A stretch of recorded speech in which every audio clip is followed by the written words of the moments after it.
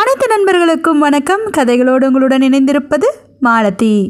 தெனாலிராமன், மரியாதைராமன் இது போன்ற கதைகள் வரிசையில் இன்னைக்கு நம்ம பார்க்க போகிறது தந்திரராமன் கதைகள். நாம் நினச்சது அடையிறதுக்கு வெறும் புத்திசாலித்தனம் மட்டும் இருந்தால் போதுமா? நிச்சயமாக போதாது. அதுக்கு சில தந்திரங்களும் செய்யணும் அப்படின்னு தந்திரராமன் சொல்கிறான். அந்த கதைகளை தான் நம்ம இன்னைக்கு பார்க்க போகிறோம். வாங்க பார்க்கலாம். ரொம்ப காலத்துக்கு முன்னாடி ஒரு நாட்டில் தந்திரராமன் அப்படிங்கிற புத்திசாலி மனிதன் ஒருத்தன் இருந்தான். அவன் ஓரளவுக்கு படிச்சிருந்தான். ஆனாலும் அவனுக்கு எந்த வேலையும் கிடைக்காததுனால ஏழ்மை நிலைமையில் ரொம்பவே கஷ்டப்பட்டுட்டு இருந்தான். அவனுக்கு ஒரே ஒரு ஆசை தான், எப்படியாவது அரண்மனையில் வேலை தேடிக்கிட்டு போயிடணும். அதுக்காக அரசர்கிட்ட போய் நம்ம வேலை கேட்கவும் முடியாது. அவரே கூப்பிட்டு நமக்கு வேலை கொடுத்தா தான் உண்டு. அதனால் அரசருடைய கவனத்தை ஈர்க்கணும் அப்படிங்கிறக்காகவே தினமும் மாலை நேரத்தில் நீதிமன்றத்தில் வழக்குகளை அவர் கவனிச்சிட்ருக்கிற நேரத்தில் அவர் கண் முன்னாடி போய் நிற்பான். அப்படியும் அரசர் அவனை கவனிக்கலை. அரசர் ஏதாவது சின்ன சின்ன நகைச்சுவை சொற்கள் சொல்வார். அப்போல்லாம் அவன் விழுந்து விழுந்து சிரிப்பான், சத்தமாக சிரிப்பான். இப்படி சிரிக்கிறது மூலமாக அவரோட கவனம் தான் பக்கம் திரும்பாதா அப்படிங்கிற ஏக்கத்தில் தான் அவன் அப்படி பண்ணிகிட்டு இருந்தான். அரசரும் திரும்பி அவனை கவனிச்சார். ஆனால் அவனுக்கு எந்த வேலையும் கொடுக்கல. இப்படியே தினமும் நடைபெறும் நீதிமன்ற வழக்குகளை கவனிக்க அவன் போய் வந்துக்கிட்டு தான் இருந்தான். அரசர் அவனை பார்ப்பாரே தவிர அவனுக்கு எந்த வேலையுமே கொடுக்கல. இப்படி இருக்கிற நிலமையில தான் அரசர் கொஞ்ச காலமாகவே நகைச்சுவையாக எதுவுமே சொல்கிறதில்ல. இவனுக்கு சிரிக்கிறதுக்கான வாய்ப்பும் கிடைக்கல. அது எதனால் அப்படின்னா, அரசருக்கு மிகப்பெரிய தலைவலியை உண்டாக்கியிருந்தான் பக்கத்து நாட்டு அரசன். அந்த நாட்டோட வளம் குறையும் அளவுக்கு ஒரு பெரிய பிரச்சனையை உருவாக்கிட்டான் அந்த நாட்டு அரசன். இந்த நாட்டுக்கு வர வேண்டிய ஆற்று தண்ணீரை அணை போட்டு குறுக்காட்டிட்டான். அவனோட நாட்டு வழியாக அது வர்றதுனால அது அவனுக்கே சொந்தம் அப்படின்னு முடிவு பண்ணி அணை போட்டு தடுத்துட்டான். இப்போது இந்த நாட்டு மக்கள் விவசாயம் செய்ய ரொம்பவே கஷ்டப்பட்டுட்டு இருக்காங்க. இதுதான் அரசருடைய கவலைக்கு காரணம். இதனால தான் அரசர் சிரிப்பதே இல்லை, நகைச்சுவையாக பேசுகிறதே இல்லை. எந்நேரமும் அதே சிந்தனையோடு இருந்தார். அமைச்சரை கூட அந்த நாட்டு அரசன்கிட்ட போய் பேச்சுவார்த்தை நடத்த அனுப்பி வச்சார். ஆனால் அதெல்லாம் வேலைக்கே ஆகலை. ஏன்னா பக்கத்து நாட்டு அரசன் மிகப்பெரிய முட்டாள். யார் எதை சொன்னாலும் நம்பிடுவான். அவன் மனசில் இந்த நாட்டு அரசன் அவனுக்கு எதிரின்னு யாரோ பதிய வச்சுட்டாங்க. அதனாலேயே இந்த நாட்டுக்கு எது கெட்டது நடந்தாலும் அவன் மகிழ்வான்.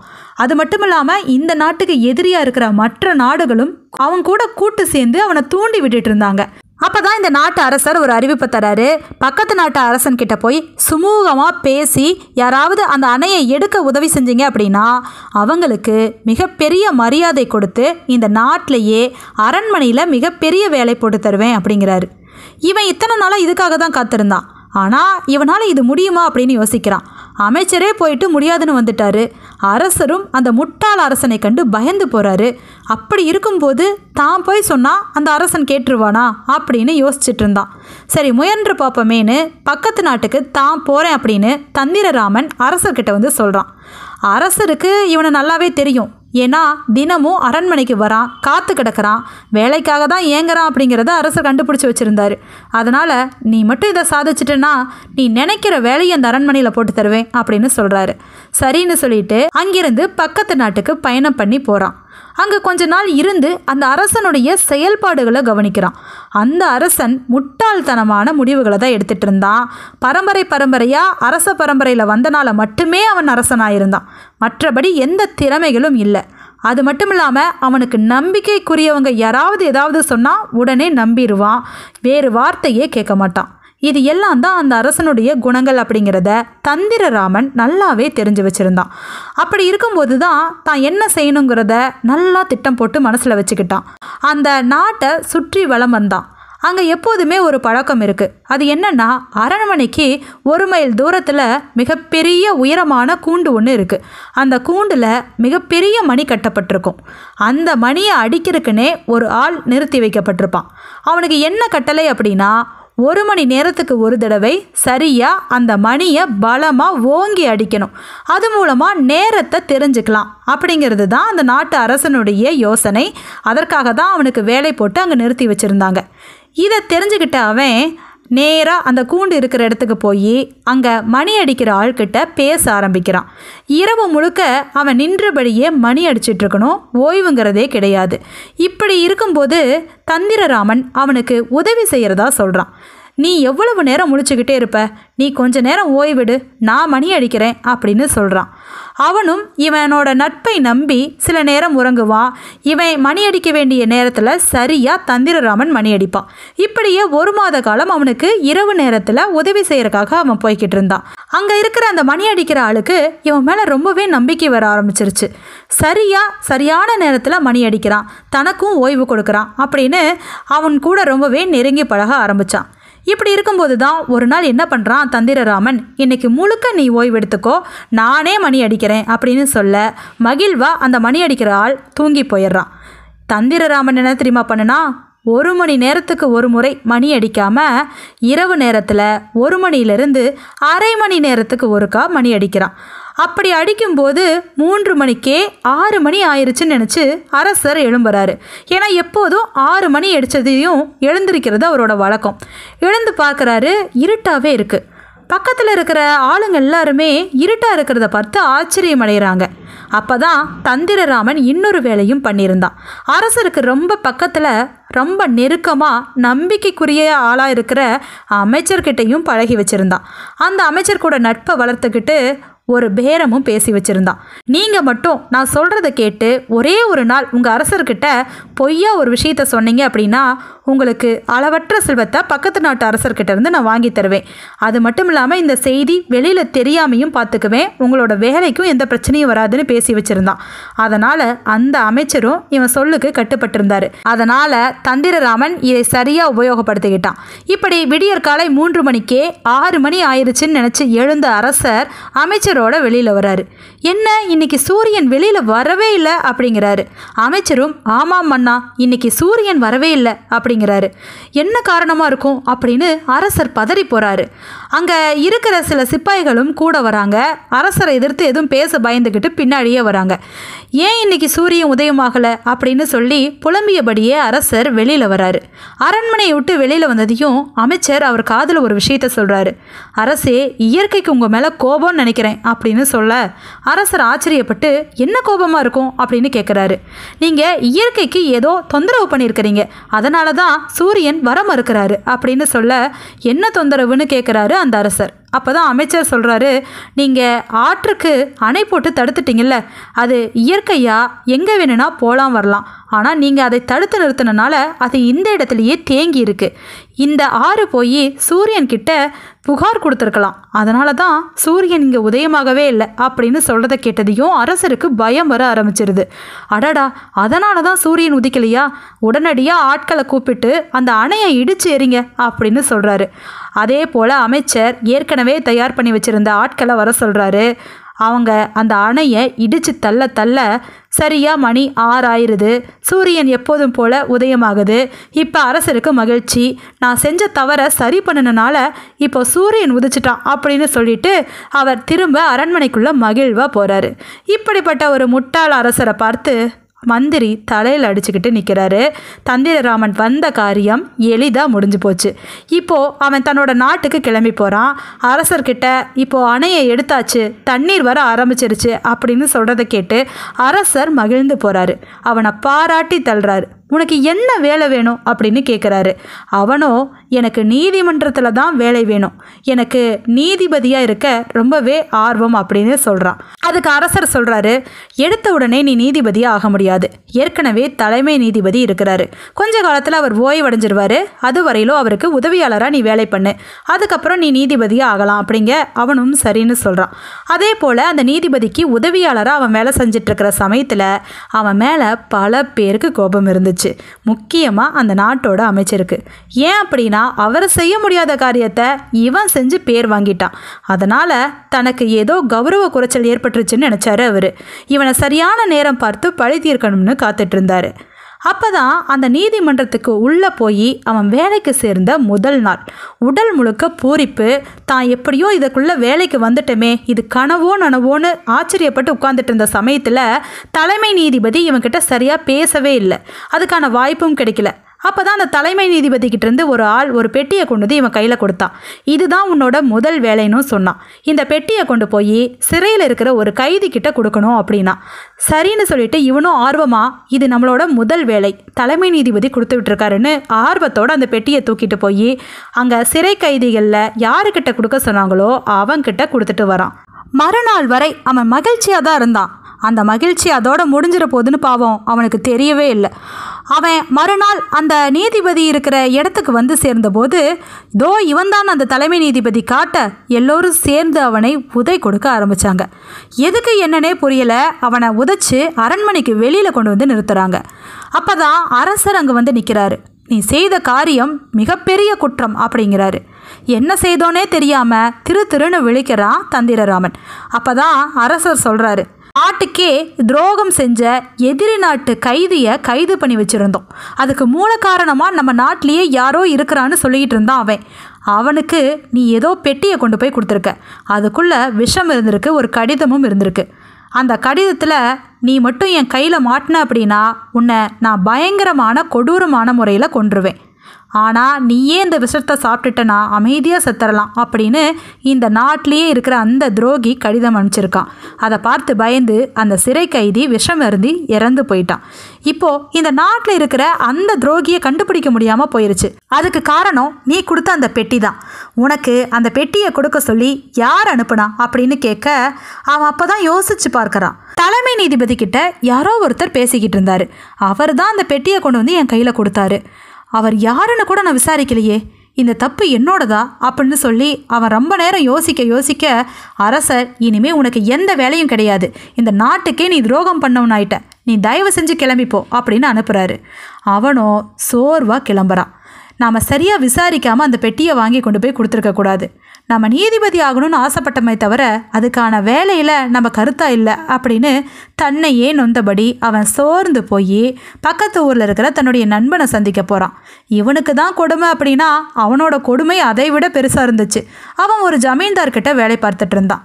அந்த ஜமீன்தாரோ முட்டாள்தனமான கேள்விகளை கேட்டு அவனை படுத்திக்கிட்டு இருந்தார். அப்படி இருக்கிறவர்கிட்ட ஒரு பெரிய யானை இருந்துச்சு. அந்த யானையோட எடை என்ன அப்படின்னு இவங்கிட்ட கேட்டிருக்காரு. அவன் தெரியலன்னு சொன்ன உடனே, நீ அந்த யானையோட எடையை தெரிஞ்சுக்கிட்டு வந்தாதான் பிடிச்சு வச்சிருக்கிறவனோட மொத்த சம்பளத்தையும் கொடுப்பேன்னு சொல்லிட்டாரான். அவன் என்ன பண்ணுறதுனே தெரியாமல் வந்திருந்த தந்திரராமன் கிட்ட புலம்புறான். தந்திரராமனுக்கு தந்திரம் செய்கிறதெல்லாம் சாதாரணம்தான். ஆனால் தன்னுடைய நிலைமையை நினச்சி வருந்திக்கிட்டு இருந்தனால அவனால் எதையுமே யோசிக்க முடியல. ஒரு நாள் கழித்து தன்னுடைய நண்பனை கூப்பிட்றான். சரி, உன் பிரச்சனையவாது தீர்த்து வைக்கிறேன் வா அப்படின்னு சொல்லி ஆற்றங்கரைக்கு கூட்டிகிட்டு போகிறான். அந்த யானையை ஒரு படகுல ஏற்றி கொண்டு வர சொல்கிறான். அந்த படகு யானை ஏறி நின்னதும் கொஞ்சம் கொஞ்சமாக முழுகி ஒரு கட்டத்தில் நின்றுருது. அந்த நின்ன இடத்த ஒரு கோடு போட்டு குறித்து வச்சுக்கிறான். அதுக்கப்புறம் யானையை இறங்க சொல்கிறான். அந்த யானை இறங்கினதுக்கு அப்புறமா மணல் மூட்டைகளை அதே படகுல ஏற்ற சொல்கிறான். அந்த குறித்த குறியீடு முழுகிற வரையிலும் அதில் மணல் மூட்டைகளை ஏற்றுங்கன்னு சொல்கிறான். அதே மாதிரி அவங்களும் மணல் மூட்டைகளை கொண்டு வந்து போடுறாங்க. இதுதான் அந்த யானையுடைய எடை. இப்போ இந்த படகுல இருக்கிற மணல் மூட்டைகளை எடுத்து எடை போட்டு எவ்வளவு வருதுன்னு பாருங்க அப்படின்னு சொல்ல அவங்களும் 900 டன் அப்படிங்கிறாங்க. இதுதான் அந்த யானையுடைய எடை. இதை போய் ஜமீன்தார்கிட்ட சொல்லு அப்படின்னு சொல்ல அவனும் போய் ஜமீன்தார்கிட்ட சொல்கிறான். அது எப்படி கண்டுபிடிச்சேன்னு கேட்க, என் நண்பன் சொன்ன யோசனையின் மூலமாக தான் கண்டுபிடிச்சேன் அப்படின்னு சொல்கிறான். அப்போ அவனோட நண்பன் யாருன்னு கூப்பிட்டு ஜமீன்தார் அவனுக்கு சில பரிசுகளை கொடுத்து அனுப்புகிறாரு. இவனோட வேலையும் போகலை. இப்படி தன்னுடைய நண்பனுக்கு வேலையை காப்பாற்றி கொடுத்துட்டு தந்திரராமன் பரிசு பொருளோட வீடு வந்து சேர்றான். வயிறு பசிக்குது, வேலை இருந்தால் தான் வருமானம் இருக்கும், வருமானம் இருந்தால் தான் சாப்பிட முடியும்னு தெரிஞ்சுக்கிட்ட அவன் கூலி வேலைக்கு போக ஆரம்பிக்கிறான். மாவரைச்சி கொடுக்குற வேலை. எந்த வேலையாக இருந்தா என்ன, உழைத்து சாப்பிட்றது தானே நல்லது அப்படின்னு சொல்லி உழைக்க ஆரம்பிச்சிட்டான். அப்படி இருக்கும்போது தான் ஒரு முறை அரசர் அந்த வழியாக வரும்போது அவன் கூலி வேலை செஞ்சு பிழைச்சிட்டு இருக்கிறத பார்த்து பரிதாபப்படுறாரு. அடடா, இவன் நமக்கு உதவி செஞ்சுருக்கிறான், இப்போ இவ்வளவு கஷ்டப்படுறானே, இனி இவனை இப்படி விடக்கூடாது அப்படின்னு நினச்ச அவர் அரண்மனைக்கு போகிறாரு. அரண்மனையிலிருந்து ஒரு வீரனை அனுப்பி இவனை அரண்மனைக்கு வர சொல்கிறாரு. அரண்மனைக்கு இவன் வந்து சேர்ந்த உடனே அரசர் ஜாடையில் இவங்கிட்ட பேச ஆரம்பிக்கிறாரு. புருவத்தை சுருக்கி மாவரைக்கிற மாதிரி காட்டுறாரு. அப்போது அங்கே சுற்றி அமைச்சர் நீதிபதி எல்லோருமே இருந்தனால அது அவனுக்கு கூச்சமாக இருக்குது. தான் கூலி வேலை பார்க்கறத தான் அரசர் கேட்குறாரு அப்படின்னு சொல்லி புரிஞ்சுக்கிறான். அவனும் ஜாடையிலேயே பதில் சொல்ல ஆரம்பிக்கிறான். ஏன்னா வாய் திறந்து பேச அவனுக்கு கூச்சம். அதனால் அவன் வயிற்றை காண்பிக்கிறான். வயிற்றுக்காக தான் மாவரைக்கிறேன் என் கைகளை கொண்டுன்னு கைகளை காமிக்கிறான். அதுக்கப்புறம் எனக்கு 2 காசுகள் தான் தராங்கன்னு 2 காட்டுறான். இப்படி இவன் ஜாடையில் பேசுகிறத பார்த்து சுற்றி இருந்தவங்களுக்கெல்லாம் ஆச்சரியம். இவ்வளவு நாளாக அரண்மனைக்குள்ளேயே அரசர் இவனை விடலை, இப்போ உள்ளே வர சொல்லியிருக்கிறாரு. இவங்ககிட்ட ஏதோ ஜாடையாக பேசுகிறாரே, ஏதாவது இவனை வேவுக்காரனாக நியமிச்சிருப்பாங்களோ அப்படின்னு அமைச்சர் உட்பட எல்லோருமே பயப்படுறாங்க. ஏன் அப்படின்னா அவங்கெல்லாம் நிறைய திருட்டுத்தனம் பண்ணிக்கிட்டு இருந்தாங்க. அந்த கைதி இறந்ததுக்கு கூட அமைச்சர் தான் காரணம். அவருடைய சூதுனால தான் தந்திரராமன் அரண்மனையை விட்டு அனுப்பப்பட்டான். தந்திரராமன் நீதிபதியாக பொறுப்பேற்றுட்டானா தான் மாட்டிக்குவோமேனு பயந்த அமைச்சர் இந்த மாதிரியெல்லாம் செஞ்சுக்கிட்டு இருந்தார்.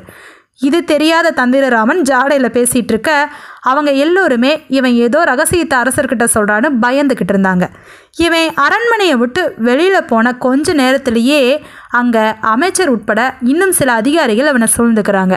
நீ அரசர்கிட்ட என்ன ரகசியம் பேசுன, எதை சொன்ன அப்படின்னு கேட்க இவனோ தான் கூலி வேலை செஞ்சதை மறைக்கிறதுக்காக ஏதேதோ உளறிக்கிட்டு இருந்தான். அப்போதான் அவங்க எல்லோருமே சேர்ந்து, சரி நீ எதை கண்டுபிடிச்சிருந்தாலும் சரி, எதை வேவு பார்த்துருந்தாலும் சரி, அரசர்கிட்ட சொல்கிறதுக்கு முன்னாடி எங்ககிட்ட ஒரு வார்த்தை பேசிட்டு போ அப்படின்னாங்க. உடனே தந்திரராமனுக்கு புத்திசாலித்தனம் எட்டி பார்க்க ஆரம்பிச்சிச்சு. ஓ, இவங்க தன்னை வேவுக்காரன்னு நினச்சிட்டாங்க, இவங்க ஏதோ தவறு செஞ்சுக்கிட்டு இருக்காங்க, அதனால தான் இதெல்லாம் பண்ணுறாங்க அப்படின்னு சொல்லி சரின்னு தலையாட்டிட்டு அவன் கிளம்பிட்டான். அன்னைக்கு இரவே எல்லோரும் சேர்ந்து ஒரு மூட்டை நிறைய பொற்காசுகளை போட்டு இவன் கையில் கொண்டு வந்து கொடுக்குறாங்க. நீ எதை கண்டுபிடிச்சிருந்தாலும் அதை யார்கிட்டையும் சொல்லக்கூடாது அப்படின்னு சொல்லி அந்த மூட்டையை அவன்கிட்ட கொடுத்துட்டு கிளம்பி போயிடுறாங்க. அவன் அத்தனை பொற்காசுகளையும் வச்சு ஊருக்கு வெளியே ஒரு பெரிய கோட்டை கட்டி நிம்மதியாக வாழ்க்கை நடத்திக்கிட்டு இருந்தான். இப்படி இருக்கும்போது அரசர் கொஞ்ச நாளாக தந்திரராமன் அரசவைக்கே வரலையே, என்ன ஆயிருக்கும்னு நினச்சவர் அரண்மனையை விட்டு வெளியில் போய் பார்க்குறாரு. அப்படி அவர் பயணம் செஞ்சிட்ருக்கும்போது ஒதுக்குப்புறமாக ஒரு பெரிய கோட்டை இருக்கிறதையும் அங்கே அவன் பெரிய குதிரையில் வலம் வந்துட்டுருக்கிறதையும் பார்த்து அவனை கூப்பிட்டு விசாரிக்கிறாரு. கூப்பிட்டு விசாரித்ததுக்கு அப்புறமா தான் தெரியுது அந்த அமைச்சரும் மற்றவர்களும் அவனுக்கு பொற்காசுகளை கொடுத்து இப்படி வாயை அடக்கி அமைதியாக்கியிருக்காங்க அப்படின்னு. அப்போ தான் அவன் நடந்தது எல்லாம் சொல்ல அப்போ அரசருக்கு உண்மை புரிஞ்சிருது. இந்த அமைச்சர் தான் ஏதோ தவறு பண்ணிகிட்ருக்காரு, நீ நிச்சயமாக நீதிபதி பொறுப்பேற்று அதை கண்டுபிடிக்கணும் அப்படின்னு அவனை நீதிமன்றத்தில் நீதிபதியாகவே நியமிச்சிடுறாரு. அவன் நீதிபதி பொறுப்புக்கு வந்த உடனே அமைச்சர் செய்த குற்றங்கள் அனைத்தையும் அரசர்கிட்ட வெளிச்சம் போட்டு காட்டுறான். வரிங்கிற பேரில் தவறான வரி வசூல் பண்ணி தன்னோட கஜானாவில் அவர் நிரப்பிக்கிட்டு இருந்தார். அது மட்டும் இல்லாமல் அதற்கு உதவி செஞ்ச சில அதிகாரிகளும் இருக்காங்கன்னு காட்ட அரசர் அவங்களை எல்லாத்தையும் அரண்மனையை விட்டு அனுப்பி விட்டுட்டு நல்ல ஆட்களாக தேர்வு செய்து அரண்மனையில் அமைச்சர் பதவிக்கு உட்கார வைக்கிறாரு. இப்போது நாடு வளம் பெற தொடங்கிருச்சு. அப்படி இருக்கும்போது தான் தந்திரராமன் சும்மா இல்லை, நாடு நகரமெல்லாம் வளம் வந்து ஏதாவது பிரச்சனைகள் இருக்கா அப்படின்னு பார்த்துட்டு இருக்கும்போது தான் ஒரு சிறு கிராமத்தில் கூட்டம் கூடி கத்திக்கிட்டு இருக்காங்க. அங்கே ஒரு சிறுவன் அழுதுகிட்டு இருக்கான். அவங்ககிட்ட என்னன்னு கேட்க, என்னோட பாட்டி பலகாரங்கள் விற்று வர சொல்லி இந்த கூடையில் வச்சு தந்தாங்க. இந்த கூடையில் நான் சில காசுகளை வச்சுருந்தேன். நான் அந்த பக்கம் போய் தண்ணீர் எடுத்துகிட்டு வரதுக்குள்ளே இந்த பலகார கூடையில் இருந்த காசுகள் எல்லாம் மாயமாக மறைஞ்சு போச்சு. இதை நான் என்னன்னு சொல்லுவேன்? இவ்வளவு சிறிய தொகைக்கு நீதிபதிக்கிட்டேயா போய் கேட்க முடியும்? அதுக்கு மரியாதையும் அங்கே கொடுக்க மாட்டாங்க அப்படின்னு அழுதுட்டுருக்கான். இதை கேட்ட உடனே தந்திரராமன் சிரிக்கிறான். கவலைப்படாத, இந்த நாட்டோட தலைமை நீதிபதி இவன் தான் அப்படின்னு தன்னோட வேலைக்காரனை காட்டுறான். வேலைக்காரன் திரு திருன்னு விழிக்க இவனோ கண் சிமிட்டிடுறான். அதுக்கு அந்த வேலைக்காரனும் ஆமான்னு தலையாட்ட, இந்த தலைமை நீதிபதி இப்போ இந்த வழக்கை எடுத்துக்குவார், விசாரணையும் பண்ண போகிறாருன்னு ஒரு அறை எடுத்து அந்த அறைக்குள்ளே அந்த வேலைக்காரனை அமர செய்கிறான். வெளியில் இவன் நின்றுக்கிறான். யாராவது இந்த வழக்கை பார்க்கணுன்னு ஆசைப்பட்டீங்க அப்படின்னா நீங்கள் வெளியில் இருக்கிற தண்ணீர் குடத்தில் காசுகளை போட்டுட்டு போகணும், அப்போ தான் உள்ள அனுமதி உண்டு அப்படின்னு சொல்கிறான். அந்த காசுகள் போடுற குடத்துக்கு பக்கத்தில் இவன் நின்றுக்கிறான். அப்படி ஒவ்வொருத்தராக காசுகளை குடத்தில் போட்டுட்டு உள்ள வழக்கு விசாரணை பார்க்க போகிறாங்க.